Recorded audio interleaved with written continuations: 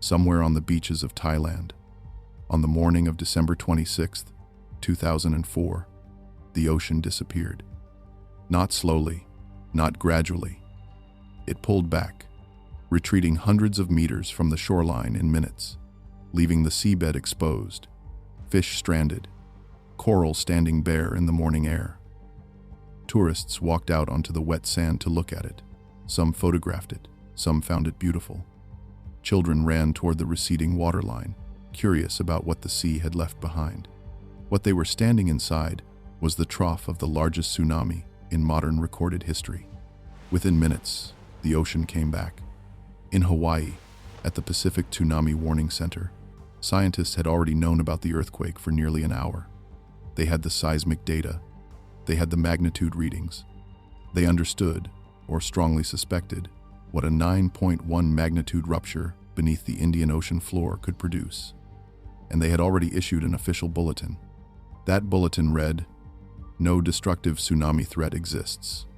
Not because the scientists were wrong about the earthquake, because the system they operated had no mechanism, no established protocols, no contact list, no regional warning infrastructure, to formally alert the 14 countries now sitting in the path of what was already moving through the water. By the end of that morning, an estimated 230,000 people were dead across 14 countries. This is not simply the story of the deadliest tsunami in modern history. It is the story of a gap, a structural, systemic, bureaucratic gap between the people who knew and the coastlines that needed to know. A gap that had existed for decades, documented in scientific literature, flagged in policy reviews, understood by the researchers who spent their careers studying exactly this kind of event. A gap that no one had closed, and the wave that exposed it was moving at 500 miles per hour. Go back to that same morning, before the wave, before the bulletin, before any of it. December 26th, 2004, Boxing Day. Across Southeast Asia, the peak of the holiday travel season, the beaches of Thailand, Sri Lanka, and the Maldives were at their fullest. Resort hotels along Thailand's western Phang Nga coast, Khao Lak, the flat stretch of shoreline north of Phuket, were running near full occupancy. European package tourists, Australian families, honeymooners, people on their first overseas holiday, dive operators were loading equipment for morning trips. Early risers jogged the beach while the air was still cool. Some guests were still sleeping. On the southwestern coast of Sri Lanka, morning trains were running. One of them, train number 50, the Queen of the Sea, had departed Colombo Fort Station shortly after 6:50 in the morning, heading south on its coastal route toward Matara. Over 1,500 paid passengers on board. Families visiting relatives. People going home after the holiday. For stretches of that journey, the train ran close enough to the water that passengers could watch the sea from their seats. On the coast of Tamil Nadu in southern India, fishing families were already at the waterline. Women washing clothes in the shallows, children playing at the edge of the surf. The sun was up, the air still gentle, and the morning was simply a morning. And in Aceh, the northernmost province of Sumatra, Indonesia, the working day was underway. Markets open, fishing boats already on the water. Banda Aceh, the provincial capital, going about its business the way it had for generations, beside an ocean it had always known. None of these people had been warned. Because at 7:58 that morning, 160 kilometers west of Banda Aceh's shore and 30 kilometers beneath the floor of the Indian Ocean, something had just happened that would set the entire day in motion. The Sunda megathrust, one of the most dangerous fault systems on Earth, had released 3 centuries of accumulated stress in a single event. The seafloor had moved. The ocean above it was already moving toward shore. Let's go back to that moment. Let's understand what the Earth actually did. The United States Geological Survey assigned the December 26th earthquake a moment magnitude of 9.1. That number needs context. On the moment magnitude scale, each full step upward represents roughly 31.6 times more energy than the step below it. A 9.1 earthquake does not release slightly more energy than a 7.1. It releases more than 1,000 times as much, more than 30,000 times the energy of a 6.1. The total energy released was approximately 1.1 times 10 to the 17th joules, equivalent to roughly 26 megatons of trinitrotoluene. For reference, the combined yield of every nuclear weapon ever detonated in the entire history of atomic testing falls short of what the Indian Ocean floor released on that single morning. It was the third largest earthquake ever recorded since modern seismological measurement began in the late 19th century. The fault responsible was the Sunda megathrust. Megathrust faults form at subduction zones, where one tectonic plate forces itself beneath another. The Sunda megathrust follows the boundary between the Indian plate and the Sunda plate along the western edge of Sumatra, extending northwest toward the Andaman and Nicobar Islands. For centuries, the Indian plate had been pressing northward and downward at roughly 6 centimeters per year. Invisible, relentless, building accumulated strain in the locked fault interface with nowhere to go except rupture.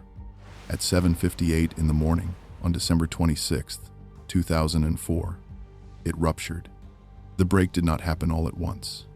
It propagated, spreading northward along the fault at several kilometers per second, unzipping 1,200 to 1,300 kilometers of plate boundary in a cascade that lasted between 8 and 10 minutes.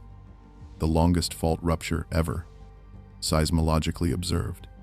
The longest faulting duration ever recorded. That rupture zone was longer than the distance from London to Madrid, and it was still tearing northward when the first waves were already building above it, moving toward shore. As the Sunda plate lurched upward, released from its locked compression, the seafloor rose by several meters across an enormous area of ocean bottom. That vertical movement transferred directly into the water column above it. Hundreds of meters of ocean, lifted and displaced instantaneously, with nowhere to go but outward in every direction. The effect was registered across the entire planet. Every seismograph on every continent captured the signal. The Earth vibrated by as much as 10 millimeters. Minor earthquakes were triggered remotely, as far away as Alaska.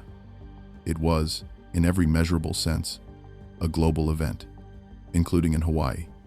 Within minutes of the rupture, scientists at the Pacific Tsunami Warning Centre were looking at the incoming data, and they recognized, quickly and professionally, exactly what they were looking at. What they did next, and what they could not do, is the most important part of this story. The Pacific Tsunami Warning Centre has been in continuous operation since 1949. It was built because of a disaster. The 1946 Aleutian Island tsunami struck Hawaii without warning and killed more than 100 people. The Pacific had no early warning system. One was built. Over the following decades, the Pacific Tsunami Warning Centre became sophisticated, well-funded, and genuinely capable. A network of seismic stations, tide gauges, and trained scientists able to detect a tsunami-generating earthquake and issue alerts to Pacific coastal nations within minutes. On December 26, 2004, the Pacific Tsunami Warning Centre worked exactly as designed. Seismic signals from the Sumatran earthquake reached monitoring stations across the Pacific. Scientists on duty analyzed the data. At 1:14 Coordinated Universal Time, approximately 15 to 16 minutes after the earthquake, they issued bulletin number 1. 16 minutes. For an event on the other side of the planet, that is a genuinely rapid response. The system functioned. But the bulletin that went out at 1:14 Coordinated Universal Time contains a sentence that has haunted emergency management for 2 decades. It read, "No destructive tsunami threat exists, based on historical earthquake and tsunami data." And then, this would be the only bulletin issued for this event, unless additional information became available. Why? Because at that moment, scientists had seismic data, but no tide gauge confirmation, no deep ocean buoy readings, no field report from the water itself. They had a very large earthquake. They did not yet have a confirmed tsunami. Without confirmation, the bulletin reflected what the instruments could prove at that instant. The scientists were not negligent. The process was followed. But the deeper problem was not what was in the bulletin. It was where the bulletin was sent. The bulletin was addressed to Pacific nations, only Pacific nations. The Indian Ocean was outside the Pacific Tsunami Warning Centre's mandate. This is the structural truth at the core of December 26, 2004. The Pacific Tsunami Warning System had existed for over 50 years. It covered the Pacific Rim, Japan, Australia, New Zealand, Hawaii, the Americas, the Pacific Island nations. It was tested, functional, and funded. In the Pacific, it worked. The Indian Ocean had nothing like it. No regional network of tide gauges feeding real-time data to a central alert hub. No deep ocean assessment and reporting of tsunamis buoys in Indian Ocean waters, the deep ocean pressure sensors that detect a passing tsunami wave and relay confirmation via satellite within minutes. No standardized contact list of coastal authorities in Indonesia, Thailand, Sri Lanka, India, or the Maldives to call. No established protocol for issuing a cross-border Indian Ocean alert. No mandate for any existing center to do so. This absence was not a secret. The Indian Ocean's tsunami risk was documented in the scientific literature. Historical records captured major Indian Ocean tsunamis, going back centuries. Researchers who studied the Andaman-Sumatra subduction zone understood that a megathrust event there was not just possible, it was, on geological timescales, overdue. The risk had been written about. It had been discussed at conferences. It had been understood. What it had never been was funded. In the minutes after the bulletin, individual scientists and duty officers at the Pacific Tsunami Warning Centre and elsewhere made personal attempts to alert the region through whatever unofficial channels they could reach. The Pacific Tsunami Warning Centre contacted the United States State Department. The State Department worked to relay information through embassies and diplomatic contacts. These efforts were real, and in parts of East Africa, where the tsunami would not arrive for 7 to 8 hours, they may have saved lives. But for Indonesia, Thailand, Sri Lanka, and India, there was no mechanism, no siren to remotely activate, no coastal broadcast to trigger, no protocol that connected detection to evacuation. The Pacific Tsunami Warning Centre ultimately confirmed that a destructive tsunami had occurred not through its own monitoring infrastructure, but through internet newswire reports of casualties appearing from Sri Lanka. Let that settle for a moment. The world's most advanced tsunami warning organization confirmed the Indian Ocean disaster from a newswire. The window was real. Aceh, 160 kilometers from the epicenter, had 15 to 20 minutes. No system could have delivered a meaningful warning to Aceh in that time, regardless. But Thailand had between 1.5 and 2 hours. Sri Lanka had over 2 hours.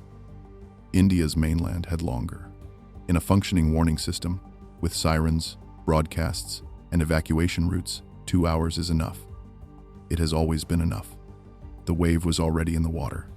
The clock was running. The scientists knew. And still the warning did not reach the coast. Aceh, Indonesia.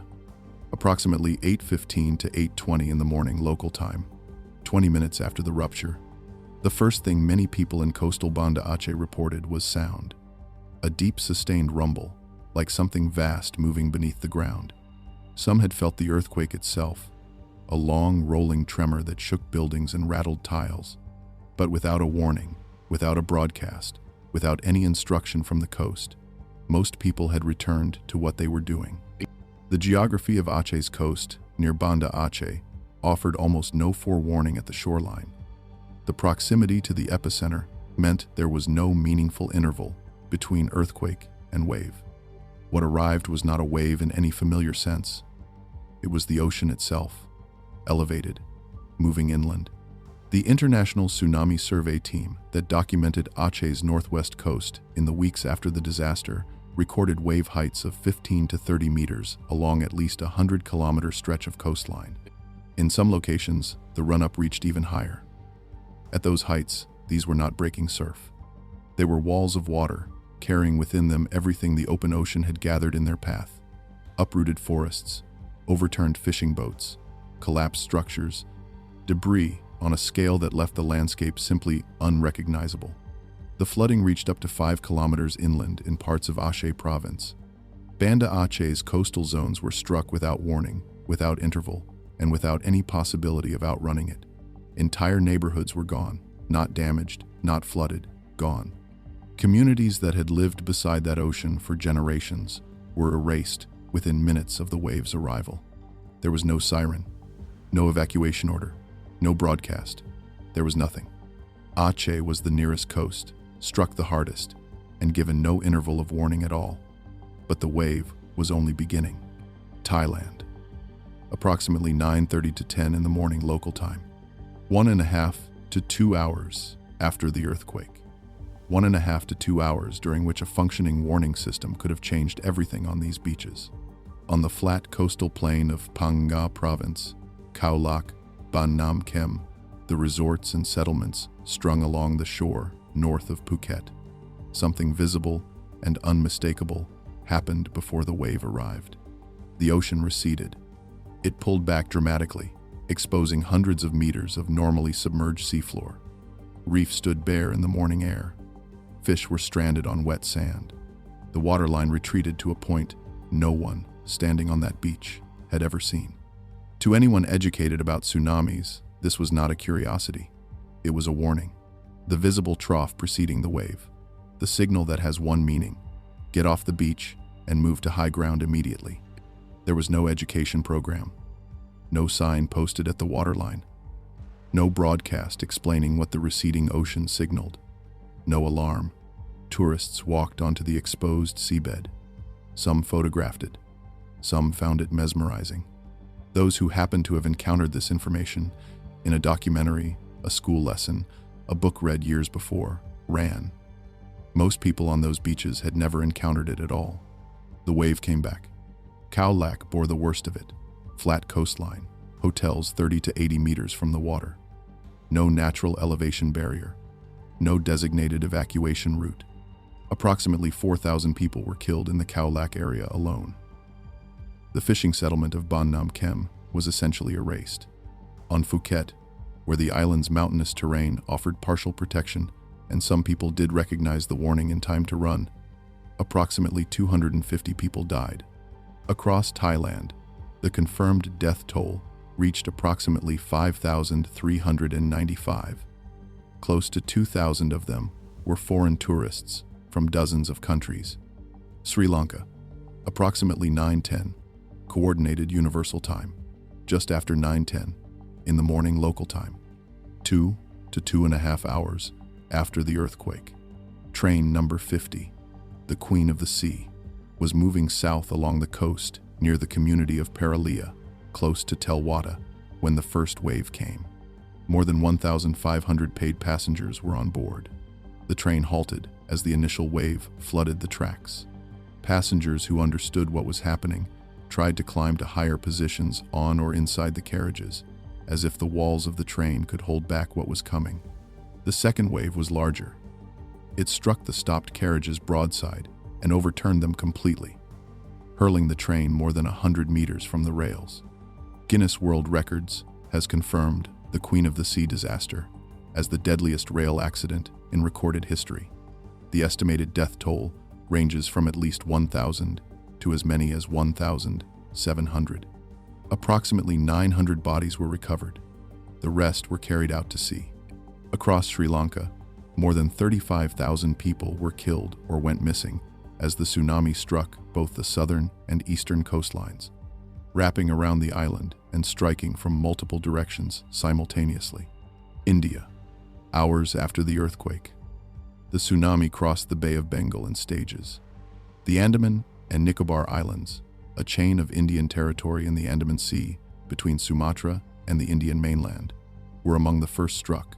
Some islands reached within an hour of the earthquake. The Indian mainland, Tamil Nadu, Pondicherry, Kerala, Andhra Pradesh, was struck later, as the wave refracted around the subcontinent and arrived from the open ocean. Fishermen who had gone out before dawn came back to find their coastal settlements gone. Families who had been slightly further inland found nothing where their neighborhood had been. 12,405 people confirmed dead on Indian soil. 3,513 of them from the Andaman and Nicobar Islands alone. 8,009 in Tamil Nadu.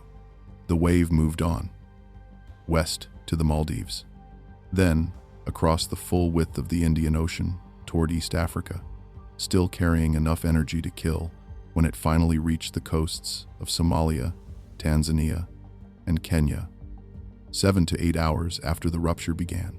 By the time the last waves reached East Africa, the scale of what had happened was already beyond comprehension.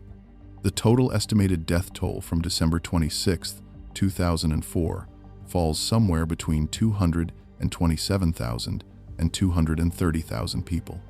Every number in that range is an estimate. The true figure will never be precisely known.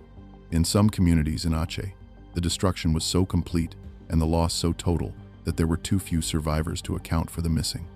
In some places, entire streets had no one left who could report what had happened on them. Indonesia suffered the largest single-nation toll, approximately 166,000 to 170,000 people killed. The vast majority in Aceh province, Banda Aceh's coastal zones were devastated. The city of Moilebo, further south along Aceh's coast, was nearly obliterated. In the hardest-hit zones, survivor accounts and subsequent reconstruction surveys suggest that in some neighborhoods, the death rate approached or exceeded 90% of the local population. Not 90% of a street, 90% of an entire neighborhood. Sri Lanka lost more than 35,000 people, killed or missing. India lost 12,405, confirmed dead. Thailand lost approximately 5,395 confirmed dead. Close to 2,000 of them, international tourists from dozens of countries who had come to one of the most beautiful places on earth for a holiday. The cross-border scope of the grief was unlike anything the modern world had produced from a single morning. Governments were identifying their nationals' remains for months afterward. The Swedish government, which lost hundreds of citizens in Thailand alone, convened formal national inquiries. Memorial services were held on multiple continents simultaneously. Embassies in countries with no Indian Ocean coastline were processing paperwork for the dead. A single mourning had left mourning families in more than 14 countries. The toll among children was severe and thoroughly documented. Aid organizations working in Aceh and Sri Lanka in the days after the disaster consistently reported a disproportionate impact on the youngest victims.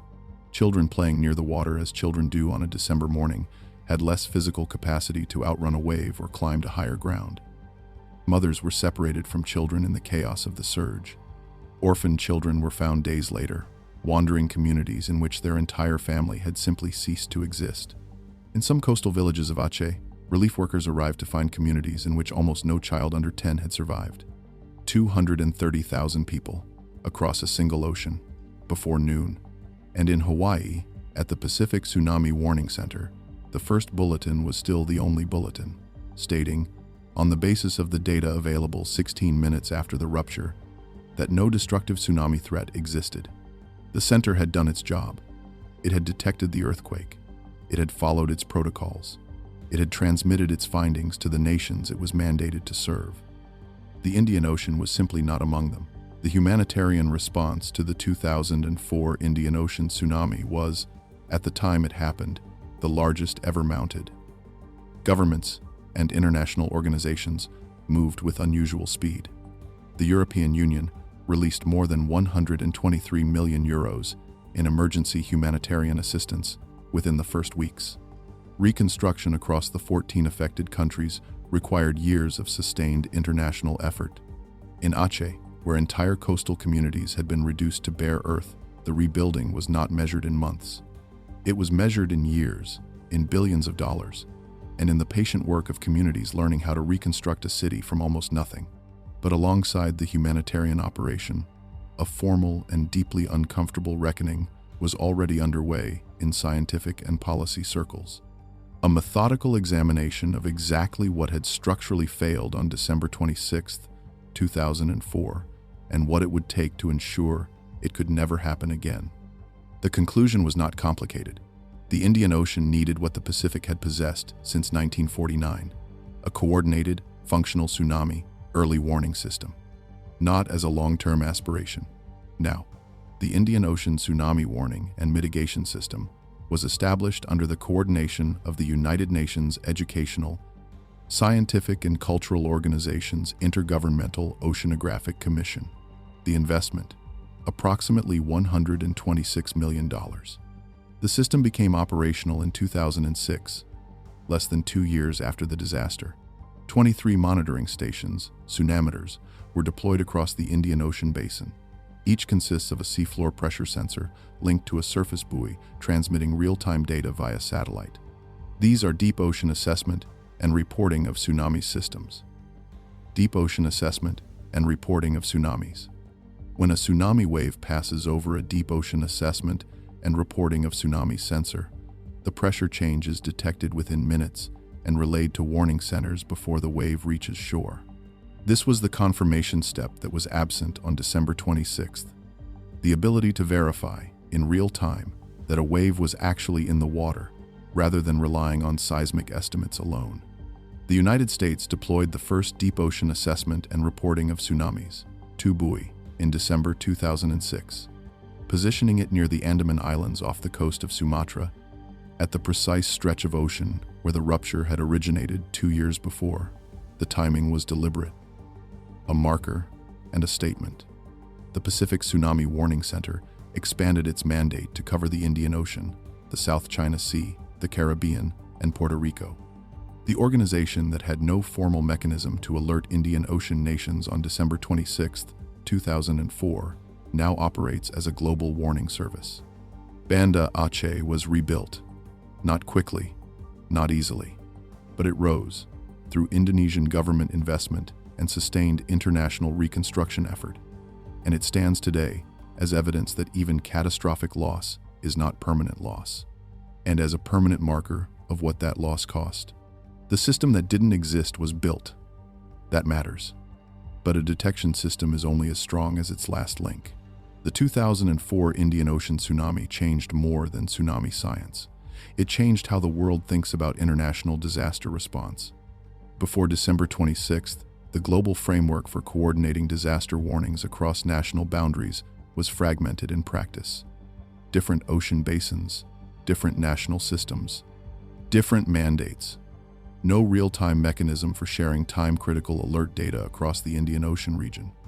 The Indian Ocean's coastline nations each operated in the absence of coordinating architecture. The disaster forced a reckoning at the highest levels of international governance. The United Nations Educational, Scientific, and Cultural Organization's Intergovernmental Oceanographic Commission stepped into the coordinating role for the Indian Ocean Tsunami Warning and Mitigation System, an institutional acknowledgement at the highest level that tsunami risk does not stop at a national boundary, that a warning system with gaps in it has casualties built into its design. 3 weeks after the tsunami, in January 2005, the Hyogo Framework for Action was agreed upon at a United Nations conference in Kobe, Japan.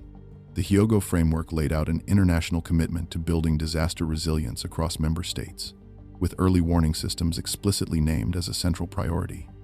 December 26th had not created the Hyogo process, but it gave that process an urgency and a global audience, and a recent, fully documented catastrophe that no government in the room could claim they hadn't witnessed.